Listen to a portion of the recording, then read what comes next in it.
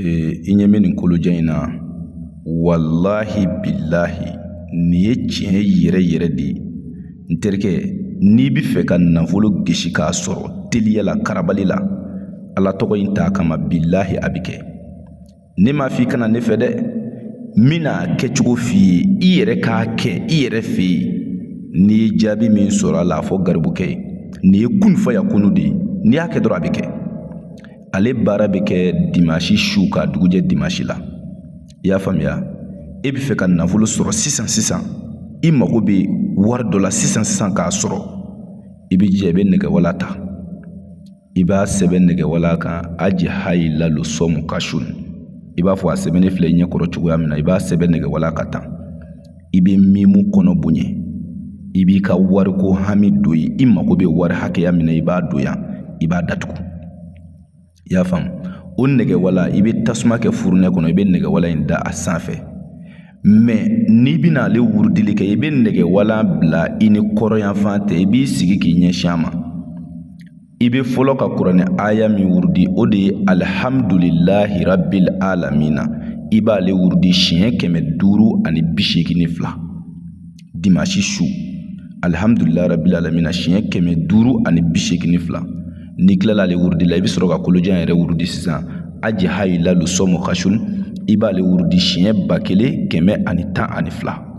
Wallahi billahi nin ye kɔrɔbɔbali ye. Ni cɛ o cɛ ye nin kɛ garizigɛ ko la, wari ko la, i bɛna ye. I y'a faamuya? Wa o dama tɛ dɛ, manja yɛrɛ yɛrɛ de don. Mɔgɔ o mɔgɔ dumɛnna ni ala tɔgɔ in, nka ala b'i kanu don adamadenw na. N'i y'a kɛ mɔgɔw b'i kanu. N'i nana a bɛ dɔn k'i nana, n'i t'a la a bɛ dɔn k'i t'a la. Ala k'a faamu ko ɲuman d'an bɛɛ ma.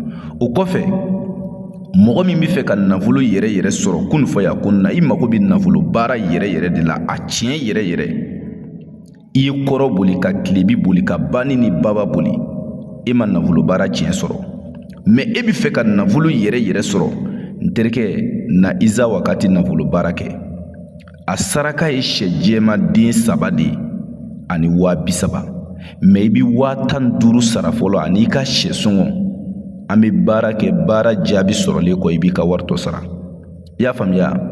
O ye tiɲɛ ye, dalilu tiɲɛ yɛrɛ yɛrɛ de don dɛ.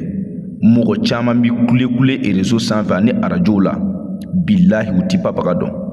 Mori dama min bɛna anw fɛ yan, karamɔgɔ an ye dɔ ka nafolo minɛ, an ye dɔ ka wari minɛ k'an bɛ nafolo baara k'a tigi ye. Mais tiɲɛ yɛrɛ yɛrɛ la anw dɛsɛla. An bɛ fɛ i k'i ka iza wakati baara kɛ a tigi ye k'anw yɛrɛw sutura. O dama min bɛ kɛ a ka ca kojugu.